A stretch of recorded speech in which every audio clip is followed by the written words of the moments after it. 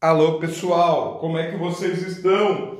Viemos para mais uma aula do canal Geomasa. Opa, isso não é aula! Pelo jeito tem um perfil de um país na luz, exatamente. É uma edição especial do Jornal do Masa, aquela em que nós fazemos um perfil de um país.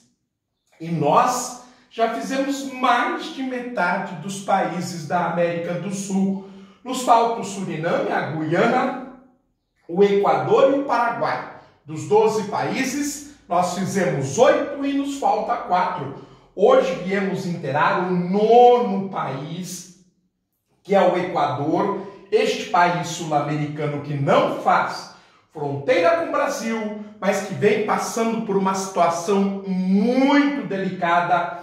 A população não suportou as extorsões das taxas que tem que pagar para que o país pague a dívida emergencial que Lenín Moreno, seu atual presidente, fez para poder tocar o Equador junto ao FMI, uma dívida de 4,2 bilhões de dólares. Portanto, gente, a população está pagando esta conta. Houve recentemente, neste mês de outubro ainda, um aumento de 123% nas tarifas de transportes e do setor energético. A situação ficou caótica, a população fechou a Assembleia Geral, o presidente Lenín Moreno transferiu a capital de Quito para Guayaquil para ir negociando com as lideranças dos protestos e ir acalmando o país e colocando o país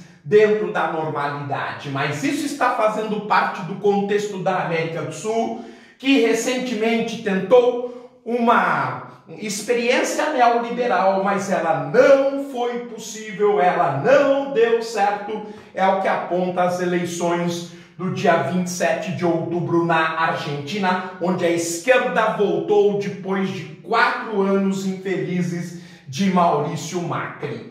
Pois bem, gente, feita esta introdução, este comentário inicial, precisamos parametrizar o Equador da mesma maneira que nós fizemos todos os países da América do Sul, este que é o 9º de 12 países. Então está na hora de nós colocarmos aí a população. Vamos lá, a população do país que é cerca de 16,5 milhões de habitantes, o que dá ao país a 68ª posição entre os países mais populosos do planeta. Uma área um pouco menor que 300 mil quilômetros quadrados, ele é aproximadamente do tamanho do estado de São Paulo e tem uma densidade demográfica de 60 habitantes por quilômetro quadrado. É bem maior que a brasileira, que é de 25 habitantes por quilômetro quadrado, mas é curioso perceber que o país ainda é muito ruralizado. Apenas 64% de sua população se concentra em cidades, com destaques para as grandes Guayaquil, que é o maior porto do país, o país que tem como principal produto de exportação o petróleo. São quase 3 milhões de habitantes e é a atual capital momentânea do Equador. E Quito, que está no interior do país, nos altiplanos andinos, com 1.800.000 habitantes. O crescimento vegetativo do país é ainda elevado para os padrões atuais, de 1,3% ao ano, mas é claro que se a economia cresce mais do que isso, acaba não sendo um problema. E a economia do país cresce o dobro, são 2,7% ao ano de crescimento, ou seja, o dobro do crescimento da população. O percentual de estrangeiros é modesto, isso é típico da América do Sul, cerca de 2,5% da população, sobretudo colombianos fugindo das guerrilhas e do narcotráfico. A distribuição etária ainda mostra uma herança de país bastante pobre que briga para se tornar emergente. A população jovem é de quase 30%, já a população idosa não chega aos 8%.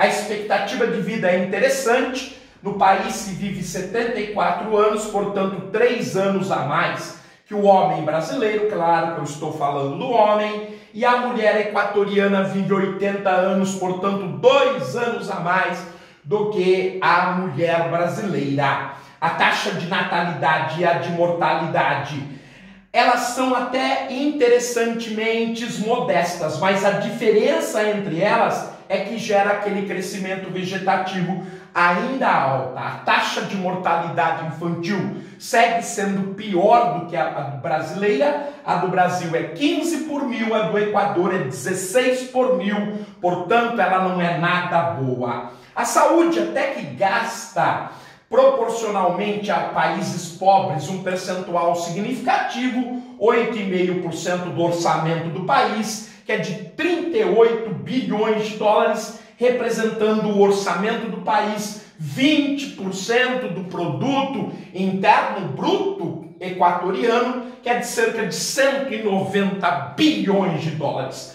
Mais uma vez o número mágico vai mostrando aquilo que para nós já é uma lei, é como se fosse a lei da gravidade. Se gasta menos do que o Brasil, se o Estado de um país que a gente dá como exemplo gasta menos que o Brasil, que a economia brasileira representa 25% da economia total do Brasil, lá no Equador é 20%. Então o Equador é um país mais pobre que o Brasil. E o contrário também é verdadeiro. Em mais de 40 países, nesta playlist até agora não houve nenhuma exceção, desmontando, destruindo, desconstituindo a mídia mentirosa a serviço do capital, para variar. A educação é obrigatória dos 3 aos 17 anos, ou seja, pega o último ano da creche até o último ano do ensino médio.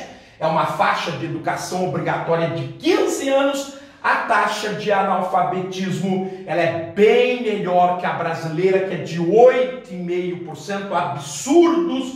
O do Equador é 3 pontos percentuais a menos. O governo é uma república presidencialista, como acontece em todos os países sul-americanos. O chefe de governo e o chefe de estado é a mesma pessoa. O atual presidente Lenín Moreno, de 66 anos, ele que assumiu no dia 24 de maio de 2017, portanto está no meio do seu mandato, ele que sucedeu ao Rafael Correa. As Forças Armadas são bastante grandes para o tamanho da população e a área do país, são mais de 40 mil soldados, é um orçamento pesado de 1 bilhão e 600 milhões, quer dizer, é um país que parece que tende a esse lado mais guerreiro, a esse lado de mais disputa. A economia tem uma indústria modesta, a petroquímica, a alimentar, a têxtil e a química derivada do petróleo. Então são indústrias de base ou indústrias de bens de consumo, de forma que é uma indústria bastante, digamos, rudimentar, tradicional. A agropecuária, ela também é típica de plantation, grandes propriedades, mão de obra barata voltada para exportação, banana, café, arroz, cana-de-açúcar. A pecuária se destaca os ovinos e os suínos. Em relação aos recursos naturais, destaca-se 2. O petróleo, no interior do país, após a Cordilheira dos Andes em direção ao leste, na Amazônia Equatoriana, ali que estão os grandes campos, e o pescado, no sentido contrário, no litoral que é banhado pelo Oceano Pacífico. A água, ela tem aí uma reserva bastante significativa, é uma reserva de 27.400 metros cúbicos por habitante. No Brasil nós temos por volta de 40 mil, então aí a gente pode dizer que nós temos por volta de 70% da reserva de água brasileira. Mas é bastante significativa o país que faz parte da bacia amazônica. O petróleo, nós temos uma reserva de 8 bilhões de barris, é bastante. é um grande produtor, já saiu, já voltou para a OPEP, mas tem um petróleo de boa qualidade. Em relação à produção de eletricidade, o país produz cerca de 25 terawatts-hora, é suficiente para todo o país, mas é uma produção modesta. A força de trabalho, como a gente pode perceber, o setor primário emprega 27% da população, a indústria dá quase 20% dos empregos. Então, se você somar os dois lados, setor primário e setor secundário, o Equador ainda está em equilíbrio, 45% para o capital produtivo, 55% para o capital especulativo, sendo que o setor terciário está ligado aos serviços, ao comércio, aos investimentos, saúde e educação. E muito disso está ligado ao capital especulativo, logo o desemprego ele acaba sendo bastante elevado. Não, o contrário, em relação ao Brasil, ele é muito modesto e é um desemprego, então, muito pleno daquilo que a gente chama de pleno emprego, ou seja, que varia aí 4,5%. Logo, isso ressalta aquilo que a gente vem falando. Se no país existe um equilíbrio, ou predomina o capital produtivo ao capital especulativo, é claro que a taxa de desemprego ela acaba sendo baixa. Finanças, a moeda, o primeiro país do mundo fora dos Estados Unidos, país emancipado politicamente, a adotar a dolarização para facilitar, para agilizar o comércio exterior. A moeda equatoriana é o dólar. O produto interno bruto é de quase 193 bilhões, o que dá uma renda per capita inferior à brasileira, só que ela é melhor distribuída. Nós temos 11.500 dólares. E por que ela é melhor distribuída? Porque ainda nós temos a percepção que o setor produtivo tem que ser melhor que o setor especulativo. O crescimento da economia, a gente viu, é o dobro do crescimento da população, são 2,7% ao ano. O turismo movimenta importantes recursos, sobretudo naquilo que tange às civilizações pré-colombianas, a Amazônia e o turismo balneário, quase 2 bilhões. A inflação praticamente não existe, ela é de 0,4%. Admiravelmente, o Equador é um dos poucos países pobres em que nós podemos perceber que a balança comercial é levemente favorável. O país que exporta 19,1 bilhões e importa 19 bilhões. Ou seja, ele tem um saldo muito pequeno de 100 milhões de dólares, mas como o turismo aumenta muito esse valor, a balança de pagamentos do país ela é bastante significativa. Os grandes parceiros comerciais, os Estados Unidos, a China e o Vietnã, lá no Sudeste Asiático, o Vietnã que é o tigre vermelho. O sistema ferroviário é cerca de 966 quilômetros, é modesto, é pequeno. Por exemplo, o país tem um número de aeroportos muito grande para sua dimensão. Ele é bem servido, 104. O Brasil tem 698, mas o Brasil é quase 30 vezes maior do que o Equador. No entanto, no setor ferroviário ele é pobre.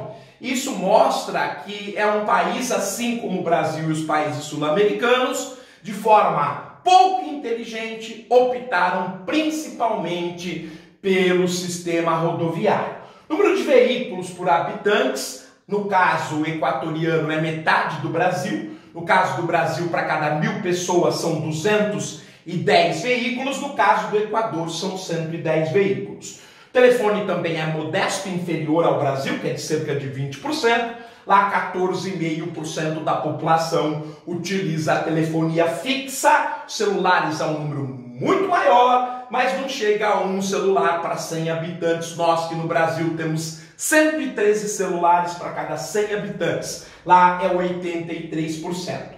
A internet está começando, ela atende apenas 57% dos estabelecimentos e das residências, e a banda larga ainda é muito pobre, praticamente só em Quito e Guayaquil ela que atende apenas 47% das necessidades do país. Bem, pessoal, eu estou ficando por aqui. Mais um país da América do Sul, o 9º. Agora nós temos só o Paraguai, nosso vizinho, membro do Mercosul, criador do Mercosul, nós que recentemente, para tentar fazer os argentinos mudar de lugar, o presidente Jair Bolsonaro resolveu ameaçar, dizendo que ia deixar o Mercosul, perdeu, mas agora a China vai investir na Argentina para recuperá-la economicamente e mostrar para Jair Bolsonaro quem é você.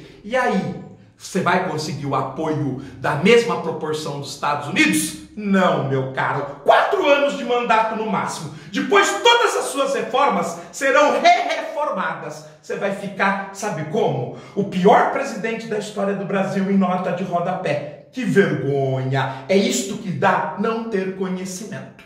Mas vamos ficando por aqui, despedindo de vocês, além do Paraguai, do Mercosul, criador do Mercosul, nós também faremos a Guiana e o Suriname.